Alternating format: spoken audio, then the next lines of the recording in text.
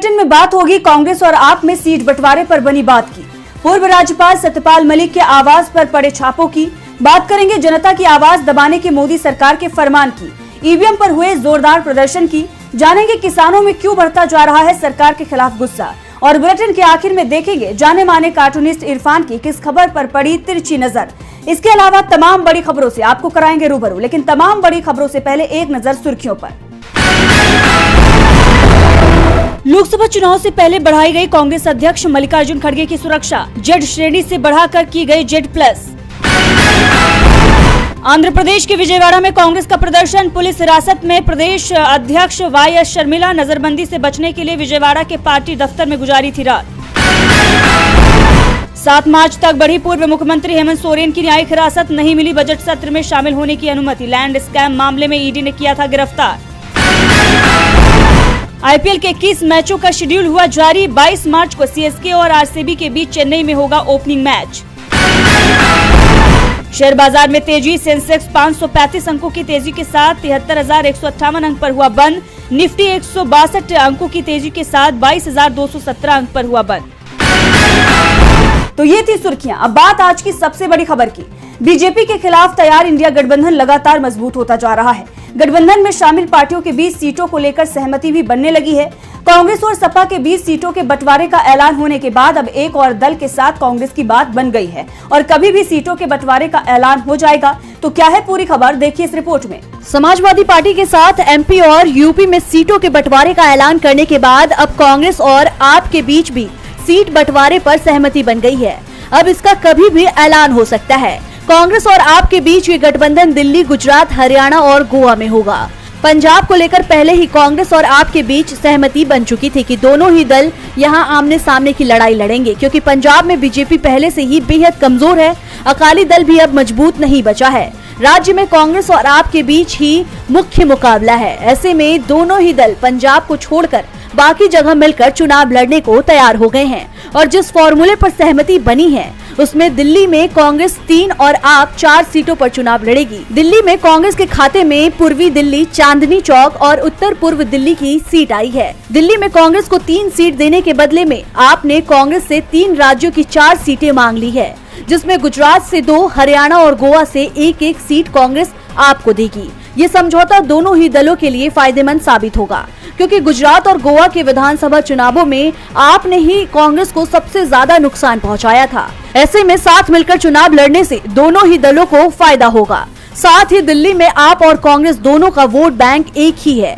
ऐसे में अलग अलग लड़ने पर दोनों को ही नुकसान होने की संभावना थी, लेकिन अब गठबंधन के चलते बीजेपी बड़े नुकसान में जाते दिखाई दे रही है। 2019 में बीजेपी ने दिल्ली, गुजरात और हरियाणा की सभी सीटें जीत ली थी, लेकिन अब कांग्रेस और आप के गठबंधन के चलते बीजेपी के लिए आधी सीटें बचाना भी मुश्किल दिखाई दे रहा है। जिस तरह से अब इंडिया गठबंधन में सीटों के बंटवारे में तेजी आई है, उससे बीजेपी के खिलाफ पूरे देश में 400 सीटों पर सीधी लड़ाई का मैदान तैयार हो रहा है, जिससे बीजेपी को 100 सीटों के अंदर समेटने की इंडिया की रणनीति कामयाब होने की उम्मीद भी बढ़ती जा रही है। विपक्ष मजबूत हो रहा है तो बीजेपी अपनी ही गलतियों के चलते लगातार कमजोर हो रही है और अब केंद्र की एजेंसी ने जो कदम उठाया है उससे मोदी सरकार और बीजेपी दोनों ही बुरी तरह से घिर गए हैं। दरअसल सीबीआई ने जम्मू कश्मीर के पूर्व गवर्नर के ठिकाने पर छापा मारा है। तो क्यों सीबीआई के छापे से बढ़ती जा रही है बीजेपी की मुसीबत, देखिए इस रिपोर्ट में। किसानों के मुद्दे पर खुलकर सरकार की मुखालफत करने वाले और पुलवामा मामले पर सनसनीखेज खुलासा करने वाले जम्मू कश्मीर के पूर्व राज्यपाल सत्यपाल मलिक से मोदी सरकार इतनी घबरा गई है, उनके खिलाफ ही केंद्रीय एजेंसियों को लगा दिया है। सत्यपाल मलिक ईवीएम के मुद्दे पर जंतर मंतर विरोध प्रदर्शन में शामिल होने वाले थे। उससे पहले ही सीबीआई ने उनके आवास पर छापा मार दिया। जम्मू कश्मीर के कीरू हाइड्रो इलेक्ट्रिक प्रोजेक्ट से जुड़े कथित भ्रष्टाचार के मामले में सीबीआई ने ये छापेमारी की है। सीबीआई ने गुरुवार सुबह पूर्व राज्यपाल सत्यपाल मलिक के दिल्ली स्थित आवास और दफ्तर की तलाशी ली। इसके साथ ही केंद्रीय एजेंसी ने जम्मू कश्मीर में भी 30 ठिकानों पर छापा डाला। वही मामले पर सत्यपाल मलिक का बयान भी सामने आ गया है। सत्यपाल मलिक ने ट्विटर पर ट्वीट करते हुए लिखा है, मैंने भ्रष्टाचार में शामिल जिन व्यक्तियों की शिकायत की थी उन व्यक्तियों की जांच ना करके मेरे आवास पर सीबीआई द्वारा छापेमारी की गई है। मेरे पास 4-5 कुर्ते पायजामे के सिवा कुछ नहीं मिलेगा। तानाशाह सरकार एजेंसियों का गलत दुरुपयोग करके मुझे डराने की कोशिश कर रही है। मैं किसान का बेटा हूँ, ना मैं डरूंगा ना झुकूंगा। अब जिस तरह से पूर्व राज्यपाल ने मोदी सरकार पर डराने धमकाने का आरोप लगाया है, साफ तौर पर सरकार घिरती हुई नजर आ रही है। चुनाव से पहले विरोधियों पर शिकंजा कस रही सरकार की बौखलाहट भी अब दिखाई पड़ रही है। सत्यपाल मलिक लगातार बीजेपी सरकार में हुई गड़बड़ियों का खुलासा कर रहे हैं। ऐसे में दावा किया जा रहा है कि सीबीआई के छापे से मलिक की आवाज दबाने की कोशिश की जा रही है। वैसे सरकार के खिलाफ उठने वाली आवाज दबाने की कोशिश हर स्तर पर हो रही है। जो भी सरकार के खिलाफ बोल रहा है या लिख रहा है, उसे परेशान किया जा रहा है। यहाँ तक सोशल मीडिया भी सरकार के निशाने पर है। इसे लेकर सोशल मीडिया प्लेटफॉर्म एक्स ने बड़ा खुलासा किया है। मोदी सरकार की तानाशाही के चर्चे आम हो गए हैं। अब देश विदेश में मोदी सरकार की करतूतों का भांडा फूट गया है। मोदी सरकार देश में लोगों की अभिव्यक्ति की आजादी छीनने का काम कर रही है। सरकार के खिलाफ बोलने वालों के अकाउंट्स पर बैन लगवा रही है। दरअसल केंद्र सरकार ने एलॉन मस्क के सोशल मीडिया प्लेटफॉर्म एक्स से कुछ अकाउंट और पोस्ट हटाने का आदेश दिया। एक्स ने अपने ग्लोबल गवर्नेंस अफेयर्स अकाउंट के माध्यम से बताया, भारत सरकार ने कार्यकारी आदेश जारी किए हैं, जिसमें कुछ एक्स अकाउंट खातों और पोस्टों की कार्रवाई करने की बात कही गई है। साथ ही सख्त चेतावनी भी दी गई है। इस आदेश के बाद एक्स ने इन खातों और पोस्टों को केवल भारत में रोक दिया है। इसके साथ ही प्लेटफॉर्म ने यह भी कहा कि हम इससे सहमत नहीं हैं, इसलिए ये पोस्ट और अकाउंट सिर्फ भारत में नहीं दिखेंगे। हमारा मानना है कि अभिव्यक्ति की स्वतंत्रता सभी को मिलनी चाहिए। अब इसे लेकर दावा यह भी किया जा रहा है कि इनमें से अधिकतर अकाउंट किसानों के चल रहे विरोध प्रदर्शन के समर्थन में ट्वीट कर रहे थे। और इस महीने की शुरुआत में गृह मंत्रालय ने फेसबुक और इंस्टाग्राम को भी सैकड़ों अकाउंट और लिंक ब्लॉक करने का आदेश दिया था।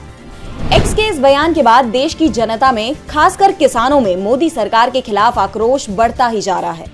एक तरफ मोदी सरकार किसानों को उनके हक के लिए विरोध प्रदर्शन भी नहीं करने दे रही और अब उनकी आवाज को दबाने की साजिश रच रही है। एक्स के इस खुलासे के बाद अब इन गंभीर आरोपों से मोदी सरकार कैसे बचाएगी अपना दामन, ये देखने वाली बात होगी। सरकार के खिलाफ होने वाले ट्वीट को हटाने और जिन अकाउंट से ट्वीट हुए हैं उन्हें ब्लॉक करने की तैयारी चल रही है। मीडिया के साथ सोशल मीडिया भी सरकार के निशाने पर है और सरकार की ये सख्ती चुनाव के करीब आने पर और भी बढ़ती जा रही है। लेकिन फिलहाल तो सवाल ये है कि चुनाव ईवीएम से होंगे या बैलेट पेपर से। ईवीएम से होने वाले चुनाव सवालों में है। ईवीएम के खिलाफ विरोध तेज होता जा रहा है। आज एक बार फिर ईवीएम के खिलाफ हल्ला बोल हुआ। ईवीएम के मुद्दे पर विपक्ष मोदी सरकार पर लगातार हमलावर है। विपक्ष लंबे समय से सरकार और चुनाव आयोग से ईवीएम हटाने की मांग कर रहा है। उनका आरोप है कि ईवीएम से चुनाव निष्पक्ष नहीं होते। मोदी सरकार ईवीएम का दुरुपयोग कर रही है। कांग्रेस नेता दिग्विजय सिंह ने तो ईवीएम से छेड़छाड़ का डेमो भी मीडिया के सामने पेश किया था, लेकिन सरकार विपक्ष की मांगों को सुनने के लिए तैयार नहीं है। विपक्ष के नेताओं समेत सुप्रीम कोर्ट के वकीलों ने भी ईवीएम के खिलाफ आवाज उठाई है। विपक्ष के नेताओं ने चुनाव आयोग से कितनी बार मिलने का समय मांगा, लेकिन चुनाव आयोग ने मिलने से इनकार कर दिया और अब मजबूरन उन्होंने जंतर मंतर पर प्रदर्शन की तरफ रुख किया है। इस प्रदर्शन में कांग्रेस नेता दिग्विजय सिंह, सुप्रीम कोर्ट के वकील भानु प्रताप सिंह, महमूद प्राचा समेत अन्य कई जाने माने नाम भी शामिल थे। लेकिन प्रदर्शन शुरू होने से पहले ही मोदी सरकार ने अपना खेल खेल दिया। किसान आंदोलन की आड़ में दिल्ली में धारा 144 लगा दी, जिस कारण से यूथ कांग्रेस कार्यालय के पास प्रदर्शन किया गया। लेकिन पुलिस ने यहां से भी प्रदर्शनकारियों को हिरासत में ले लिया। मतलब सरकार उनकी मांगे भी नहीं सुन रही है और अब उन्हें विरोध भी नहीं जताने दिया जा रहा। लेकिन मोदी सरकार की इस तानाशाही के सामने विपक्ष भी झुकने को तैयार नहीं है। ईवीएम के खिलाफ दिल्ली में आंदोलन हुआ तो दूसरी तरफ एक आंदोलन किसानों का भी चल रहा है। एमएसपी सहित दूसरी मांगों को लेकर पंजाब के किसान दिल्ली कूच का ऐलान कर चुके हैं और अब किसानों ने पूरे देश में बड़ा आंदोलन चलाने का ऐलान भी कर दिया है। तो क्या है किसानों का फैसला, देखिए इस रिपोर्ट में। 10 दिन से किसान दिल्ली कूच को निकले हैं। शंभू बॉर्डर, खनौरी बॉर्डर पर किसान और सुरक्षा बलों के बीच जमकर टकराव चल रहा है। एक तरफ किसान संगठन एकजुट हो गए हैं तो दूसरी ओर हरियाणा की बीजेपी सरकार ने भी शांतिपूर्ण प्रदर्शन कर रहे किसानों पर सख्त रुख अपनाया है। बीते दिन किसानों को रोकने के लिए सरकार ने कई राउंड आंसू गैस के गोले दागे, जिसके बाद किसान नेताओं की हालत खराब हो गई। उन्हें हॉस्पिटल ले जाना पड़ा और एक युवा किसान की जान भी चली गई, जिसके बाद सरकार के खिलाफ किसानों में आक्रोश बढ़ गया है। किसानों ने 2 दिन के लिए इस आंदोलन को विश्राम कर दिया है। इसके साथ ही पंजाब एंड हरियाणा हाईकोर्ट में याचिका दायर की गई है। किसान नेता बलबीर राजेवाल ने बताया कि उन्होंने हरियाणा पुलिस और गृह मंत्री पर जान लेने का केस दर्ज करने की मांग की है। शुभकरण की जान जाने की न्यायिक जांच के साथ 1 करोड़ का मुआवजा मांगा है। शुभकरण की जान जाने के विरोध में संयुक्त किसान मोर्चा ने 23 फरवरी को देश भर में ब्लैक डे मनाने की घोषणा की है। बलबीर राजेवाल ने 14 मार्च को दिल्ली के रामलीला मैदान में महापंचायत का ऐलान किया है। वहीं किसान नेता राकेश टिकैत ने भी 26 फरवरी को पूरे देश में ट्रैक्टर प्रदर्शन की बात कही है। उन्होंने कहा कि सभी किसान अपने घर के बाहर हाईवे पर ट्रैक्टर खड़ा कर प्रदर्शन करेंगे। किसानों का आंदोलन हो या ईवीएम का विरोध या दूसरा कोई मामला, मोदी सरकार अपने खिलाफ उठने वाली हर आवाज को दबा रही है और मोदी भारत को मदर ऑफ डेमोक्रेसी कहते हैं। पीएम के इसी बयान पर कांग्रेस सांसद राहुल गांधी ने उन्हें घेर लिया है। तो क्या कहा है राहुल गांधी ने, देखिए इस रिपोर्ट में। लोकसभा चुनाव से पहले मोदी सरकार हर तरफ से घिरती हुई नजर आ रही है। जगह जगह मोदी सरकार के खिलाफ प्रदर्शन हो रहे हैं। जनता सड़कों पर उतरने को मजबूर है, तो दूसरी तरफ विपक्ष के नेता भी सरकार की नीतियों पर हमलावर है। इसी कड़ी में कांग्रेस सांसद राहुल गांधी ने सोशल मीडिया एक्स पर पोस्ट करते हुए मोदी सरकार की नीतियों पर सवाल उठाए हैं। राहुल ने मदर ऑफ डेमोक्रेसी के मुद्दे पर तंज कसते हुए मोदी सरकार को घेरा है। उन्होंने ट्वीट करते हुए लिखा कि किसान एमएसपी मांगे तो उन्हें गोली मारो, ये है मदर ऑफ डेमोक्रेसी। जवान नियुक्ति मांगे तो उनकी बातें तक सुनने से इनकार कर दो, ये है मदर ऑफ डेमोक्रेसी। पूर्व गवर्नर सच बोले तो उनके घर पर सीबीआई भेज दो, ये है मदर ऑफ डेमोक्रेसी। सबसे प्रमुख विपक्षी दल का बैंक अकाउंट फ्रीज कर दो, ये है मदर ऑफ डेमोक्रेसी। धारा 144 इंटरनेट बैन, नुकीली तारें, आंसू गैस के गोले, ये है मदर ऑफ डेमोक्रेसी। मीडिया हो या सोशल मीडिया, सच की हर आवाज को दबा देना, ये है मदर ऑफ डेमोक्रेसी।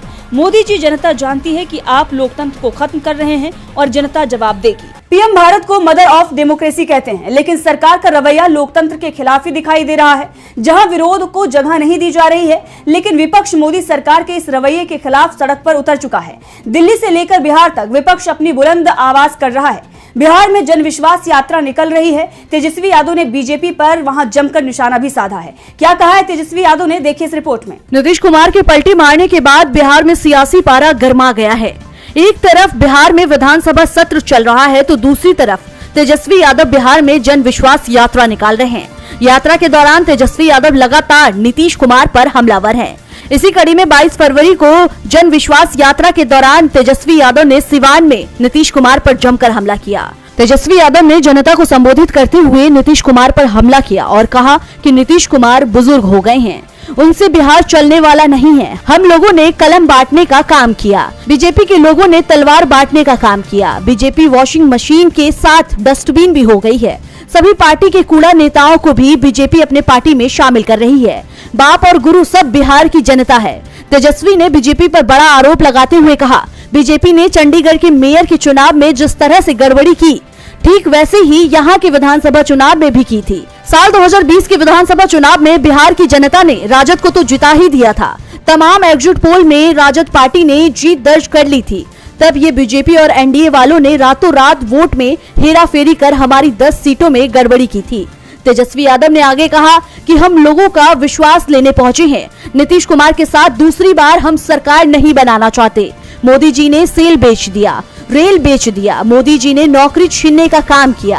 आपको बता दें कि इसी के साथ मंच पर आरजेडी के सदर विधायक सह पूर्व विधानसभा अध्यक्ष अवध बिहारी चौधरी सहित तमाम नेता मौजूद थे। और बुलेटिन के आखिर में देखते हैं जाने माने कार्टूनिस्ट इरफान की किस खबर पर पड़ी है तिरछी नजर।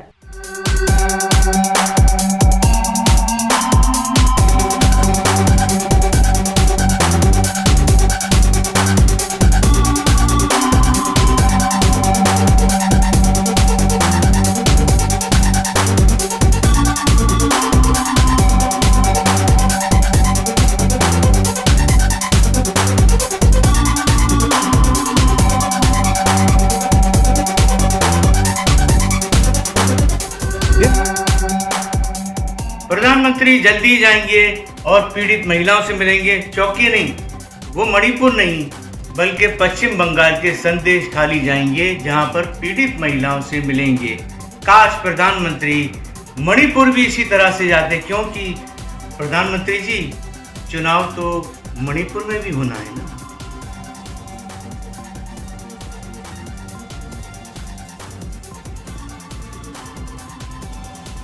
बहुत बहुत शुक्रिया इरफान जी। तो आज इस बुलेटिन में इतना ही।